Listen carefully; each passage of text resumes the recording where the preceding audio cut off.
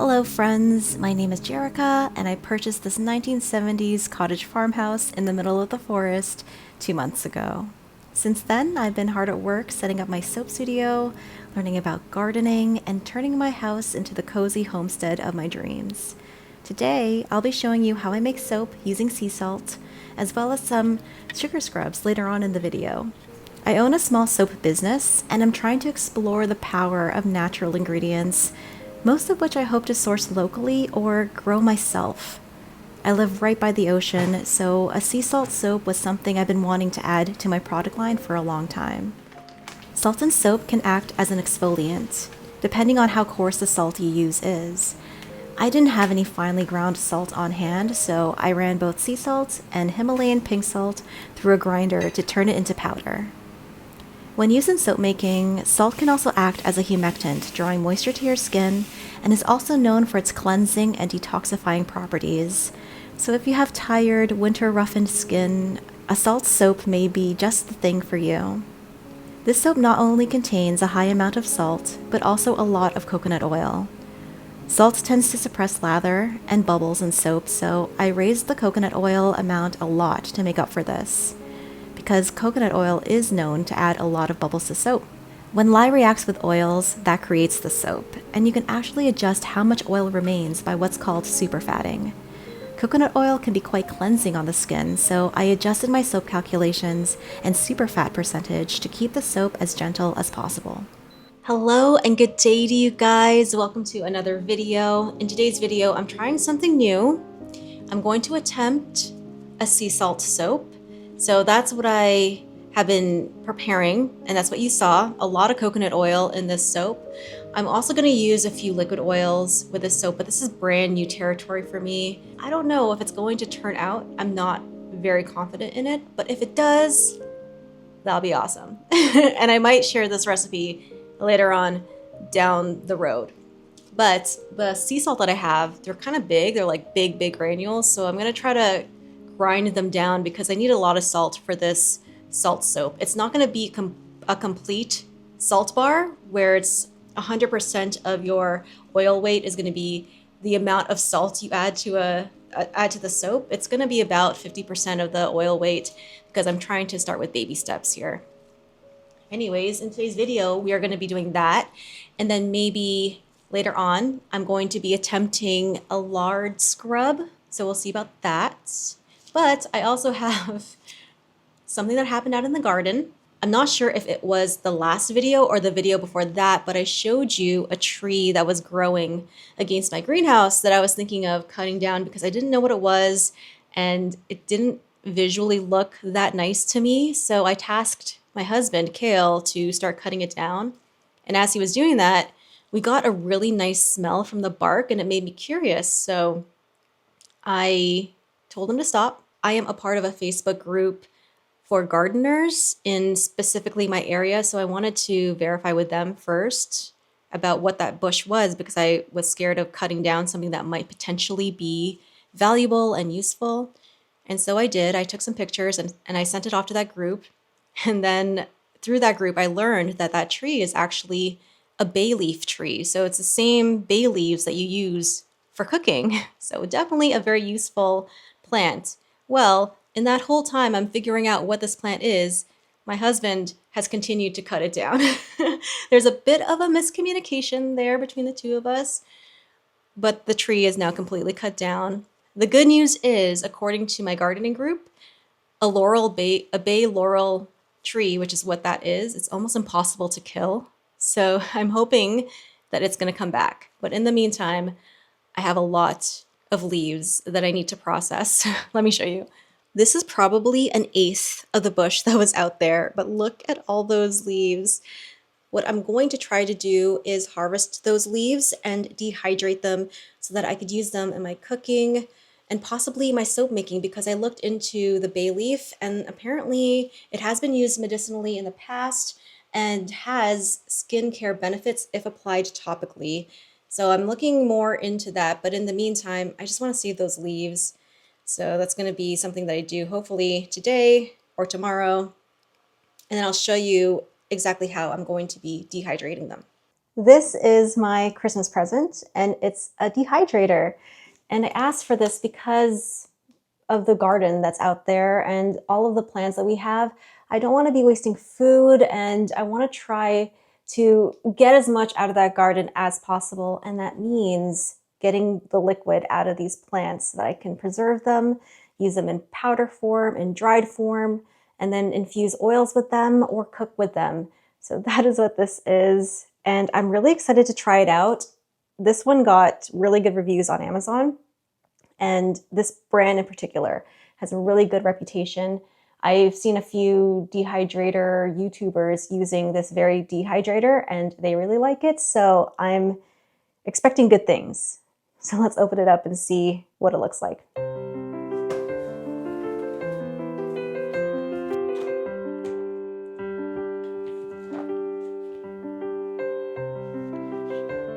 Looks like we have a little booklet. Maybe it's a menu with the recipes. No, not a menu, a recipe book. And it is. You get a little recipe book. And on this book, you can see they've got oranges, looks like mushrooms, and various fruit, all things that I do want to try dehydrating at some point. There's also the manual. So let's pull this guy out and see what he looks like unboxed. Oh, and on top they have some dehydrator trays, which will come in handy to lay whatever you're trying to dehydrate on top of that. And for the rest of this, let's try pulling it out from the side. Here we go. Okay, let's...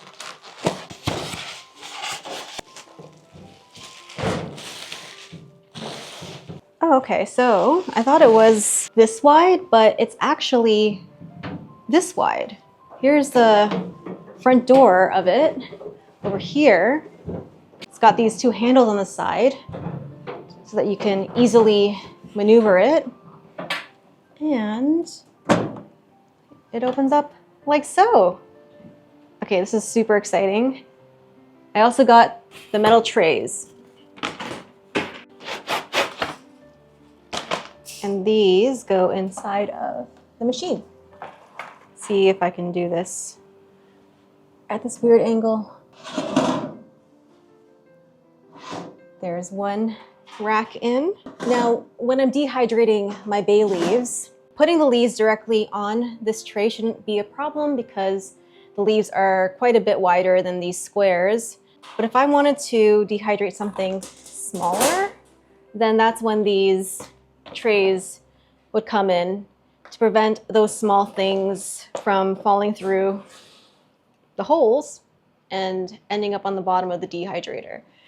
YouTubers that I watched that use this machine, a lot of them have silicone trays even that they use for cleanup and convenience.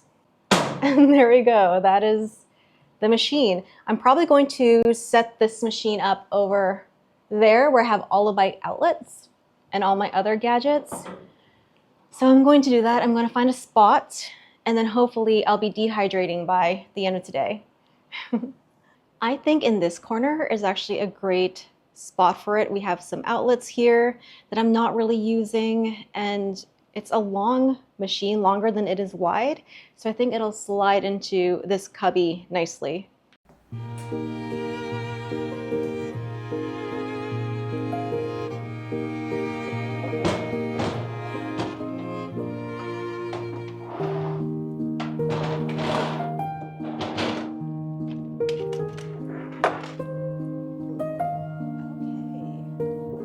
I think that fits in there nicely.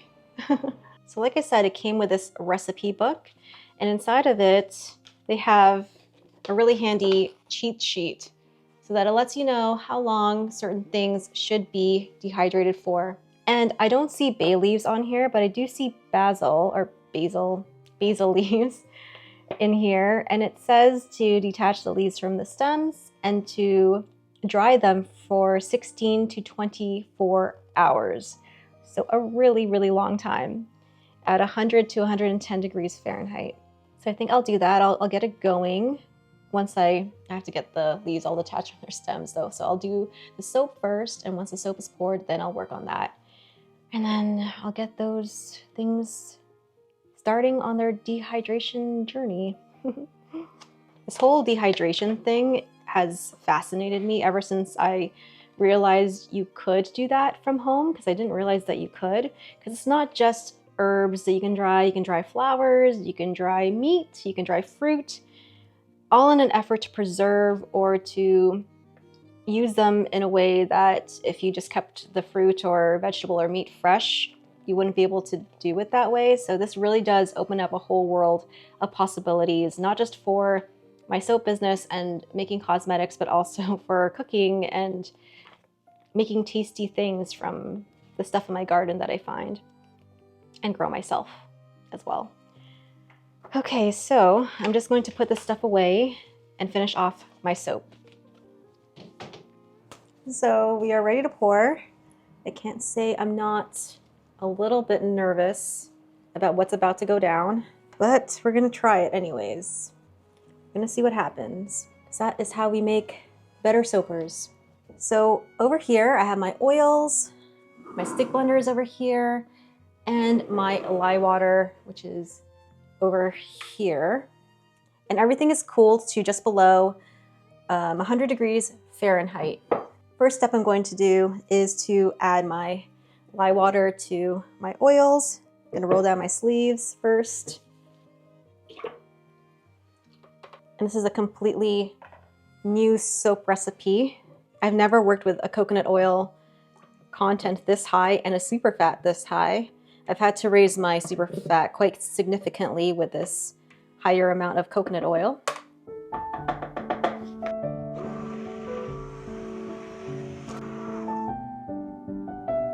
Next, I'm gonna add my fragrance oil. This is an ocean type scent. Pour that right in. And now the last thing I'm going to add is all my beautiful salt. I'm going to stir everything in. Now pour the soap. Everything still feels pretty liquid, which is good. That's good news.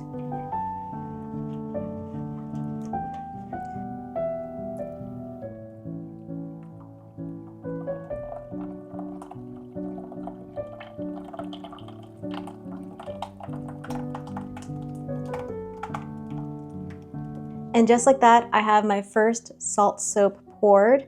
And from everything that I've read about using a high amount of soap or a high amount of salt in soap is that it will get hard really, really fast and should be ready to cut pretty quickly. I didn't use a full amount of salt in relation to my oils, so maybe mine will take a little bit longer, but I will definitely be checking on it often just to make sure that I cut it just in time, because if I wait too long, that could lead to crumbly soap or break my soap cutter, which I don't want either to happen. As I'm looking at it now, it seems to be still liquid, so I'll check back in an hour and see how it's going, but so far so good. I'm happy with how it turned out, except for the color. I was hoping for a blue, and it's kind of this interesting dark gray. Update on the salt soap situation. It's continuing to harden up, but I cannot resist texturing the top of the soap, so I'm going to do that really quick, and then I'll leave it alone. I just cannot resist just getting my spoon in there and doing my usual fun tops, and it's literally the perfect texture for it. And now that I've begun, I can't stop. Should I just leave it? No, I'm gonna do the other side. Other side as well.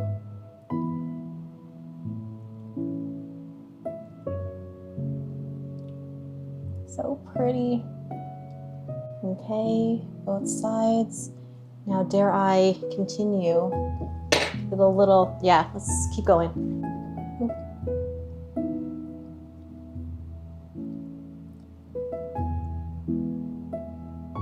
The final touch is a sprinkling of pink Himalayan salt, just to break up that gray color, which I suspect will lighten up as it dries and solidifies over time. Just gonna sprinkle that right on top for some minimal decoration.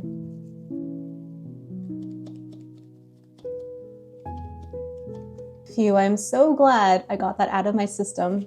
I was staring at this plain soap and I couldn't resist. And I'm glad that I dipped in there and decorated the top because it feels more like a me soap. And now I promise I'm gonna leave this alone and come back to it later, but it's good to see it solidifying. I'm gonna return to it in an hour to see how solid it is because I definitely don't want to wait too long to cut it. Okay.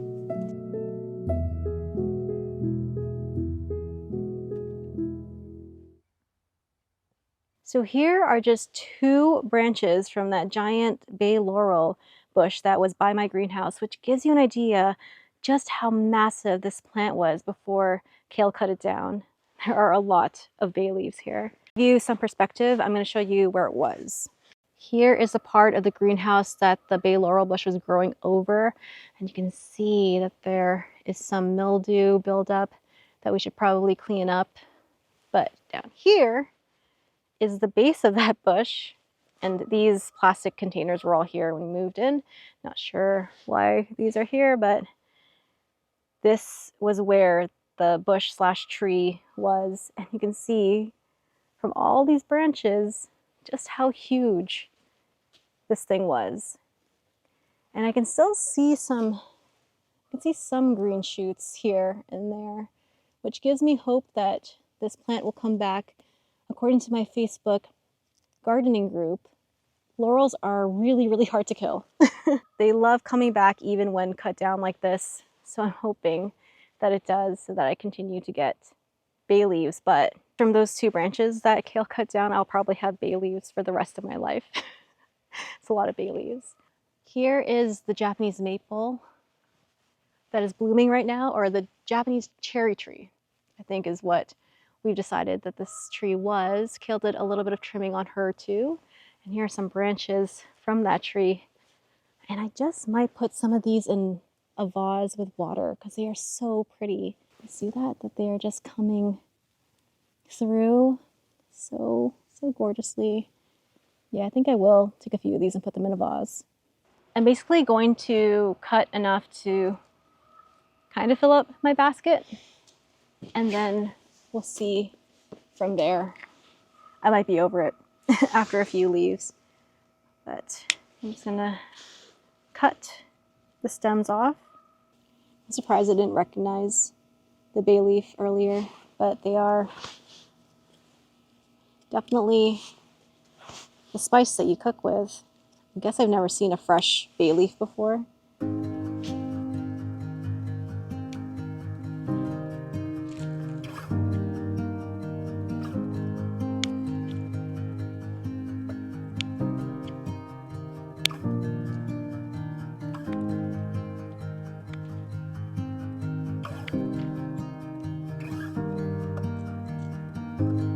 So here are all the bay leaves I've cut, and you can see it's quite a lot of leaves.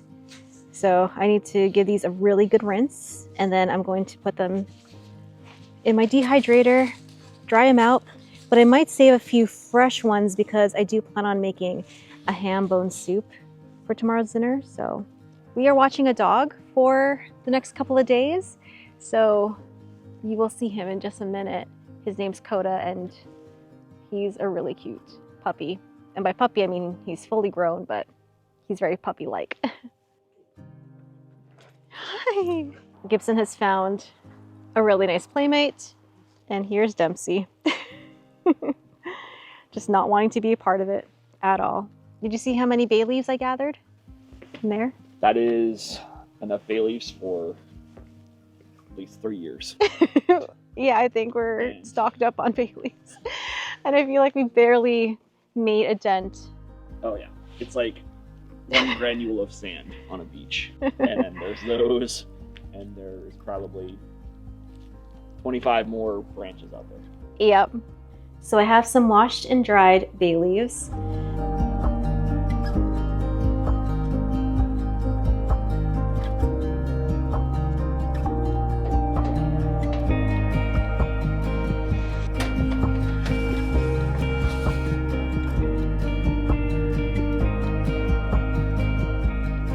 and it's pretty quiet. I definitely think that my heating system in this house is louder than that. My first dehydration project, we'll see how that goes. And I'm gonna go check on my soap. It looks like it's getting dry, but I don't know if it's ready to cut. Let's see if I lift out one side. I'm gonna check to see if the sides of the mold come away. The sides of the liner of the mold come away pretty easily. It does, and it indicates that it's ready, but it's not. The soap is still very much stuck to the silicone liner. So I'm gonna have to keep watching it. Might take another couple of hours. I definitely think it'll be ready to be cut tonight. Good morning, guys. It is pretty early and dark still, so this soap cutting is not going to be as aesthetic as the other soap cuttings have been, but that's okay. I don't want to wait a minute longer to cut this soap. I was checking all night. Well, not all night. I was checking up until the time I went to bed, which is around 11 o'clock, to see if the soap was ready to be cut. And by the time I went to bed, it was not. It was still pretty soft. So I think me using full water has prevented me from having to cut it right away. But now I'm hoping that I didn't wait too long, and I'm hoping that it's cuttable. So let's find out together, shall we? It has lightened to a blue, like a light blue. I don't know if it's translating on camera, but I was really worried it was going to be like a murky purple. I think some people might look at this and see gray. I see blue. I choose to see blue. Okay, so here is that salt bar. And I'll also try to film myself do this as a reel. I've been so bad with social media lately, like terrible, pretty much. See, even though it feels solid and ready to cut, it's still soft at the same time, which is weird. Let me know in the comments if that's common or normal for salt soap. Let's cut it on the side. Probably makes the most sense. Line the edge up right. All right, it's cutting pretty smoothly, which is nice. Now let's keep going. I think I definitely made the right decision in cutting it when I did. I think if I had waited my usual time, even 12 hours, it might have been a lot tougher.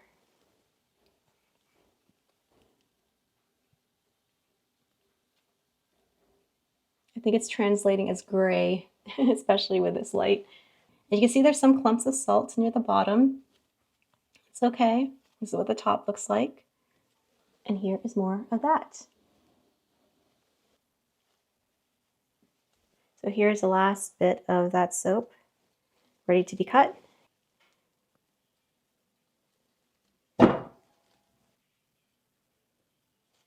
I think this is going to be a really beautiful bar soap to use. It smells so good. The few chunks of salt in these bars are gonna feel exfoliating and not too abrasive. And this color is really pretty too. This really, really pale blue, which definitely is translating as gray right now. But I think in daylight, it'll absolutely look a lot nicer. Because of the granules of the salt, the bottom edges of my soap where the wire cutter came through left a little bit of a rough edge. But personally, I really love the look of this rustic soap. But I think that my experimentation is a success. I think the amount of salt that I used for this soap is gonna feel really, really nice. So my dehydrator is complete and done. Let's go see what these leaves look like. Ooh, it's very warm. I don't know why I was expecting them to look brown, but maybe they need longer. Yeah, see, they're still soft. They're supposed to be brittle feeling, so they might need quite a bit longer and maybe at a higher heat. So I'm gonna keep them going. And that's something that I learned also from watching dehydrator YouTubers, is that whatever suggestions that you get from a recipe book with these machines, it's always best to use your own judgment because it could definitely vary depending on how wet or full of water these herbs or flowers are. As you guys know, I am preparing for a bigger launch in February.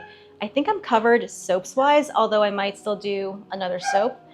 And excuse if you hear the barking, that's the dog that we're watching, Coda. He's upset that Kayla's outside right now. One of the products that I definitely want to have ready for that February launch is sugar scrubs. I'm going to be making a base today that will give me enough for 2 batches of emulsified sugar scrub. And I have 2 in mind. I want to make one that's wildflower themed. I'm going to include some pretty botanicals in there. And I also want to make a rose clay one that will have the same scent notes as the Lard tallow soap that I made. So something rose clay along those lines. So I'm going to get started. I said that the scrub is going to be emulsified. So it's not going to have a whipped soap base. It's going to be very hydrating and not it's not going to be bubbly at all, actually. And this is a new ingredient that I've been playing with. I really liked how my lard cream and soap turned out, so I want to try it in a scrub. I'm completely out of the tallow that I purchased for my other projects, and I'm looking to possibly purchase from a butcher or purchase from a soap supplier. I'm still deciding. I'm leaning towards buying a small amount from the butcher just to see what rendering beef fat is like. So many people keep telling me that it's really difficult and it's really tough to get the smell of beef actually out of the finished tallow. So we'll see. Lard has a very similar consistency to tallow and shea butter. It's kind of a mix of margarine with a little bit of firmness. So that's a lard. Next, I'm going to be adding some shea butter.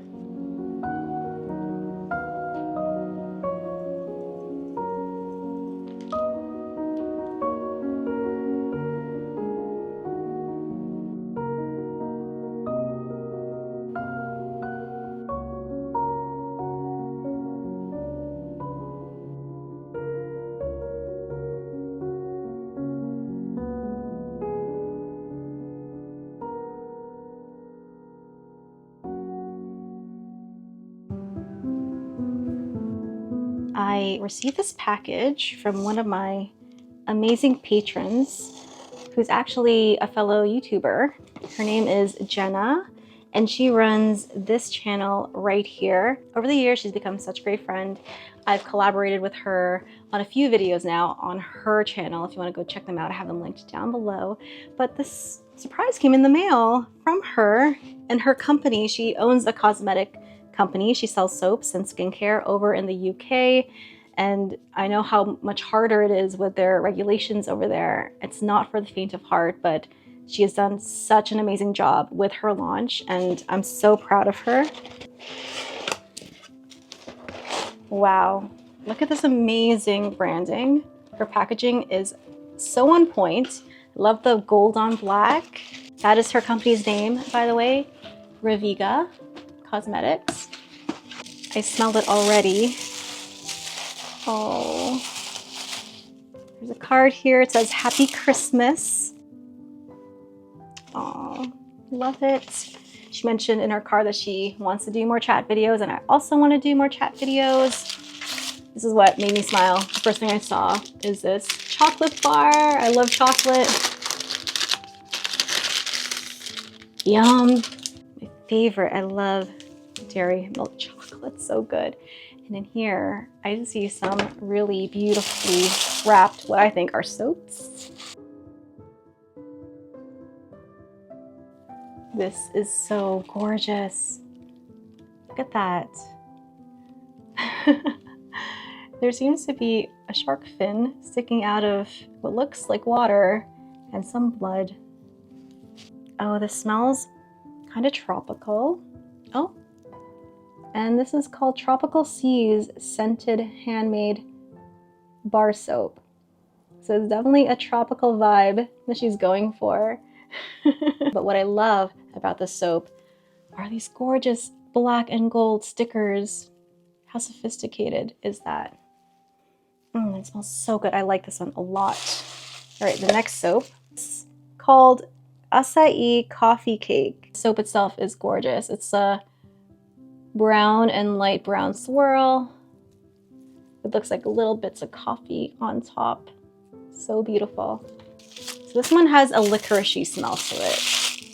So I'm expecting a licorice. This is black currant licorice scented soap. Oh, and it definitely smells like licorice.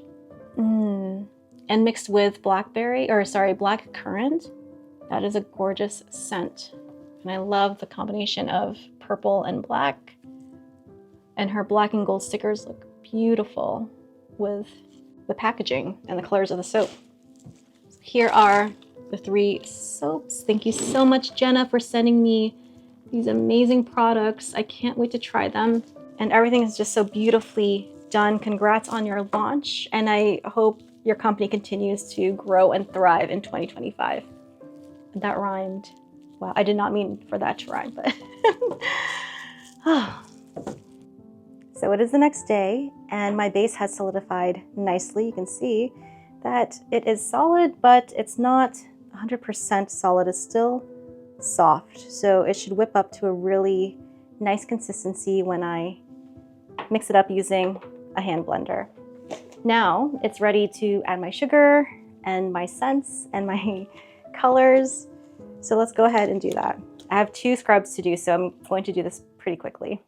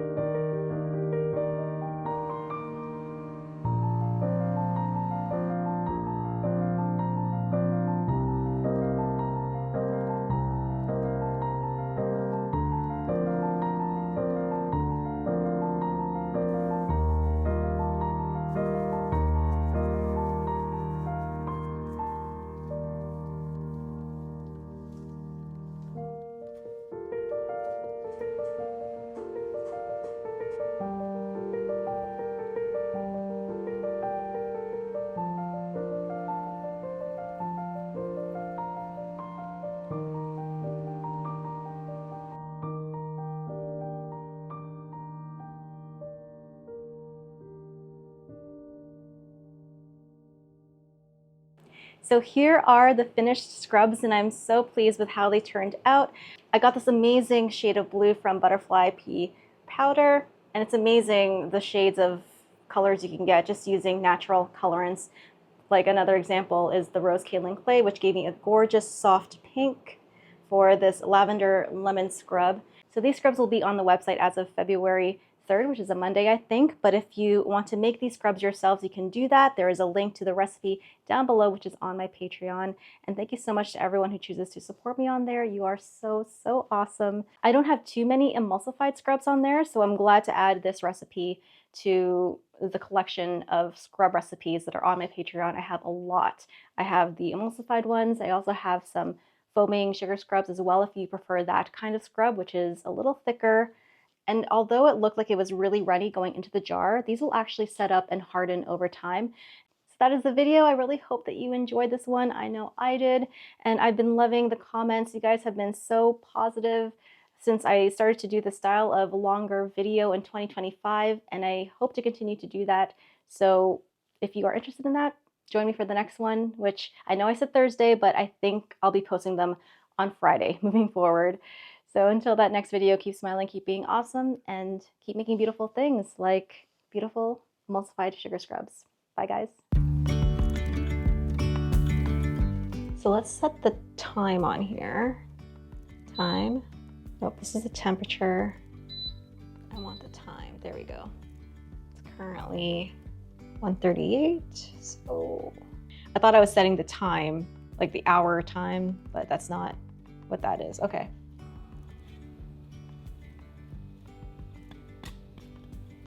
And over here in this patch, I planted some bulbs that we got from Costco. And we got those bulbs maybe 2 years ago. And when I opened the bag, they were pretty rotted. But I think there were a few gladioluses that were fine. So I planted them in this patch over here. And maybe in the springtime, we'll have a little patch of gladioluses springing up, unless the deer eat them.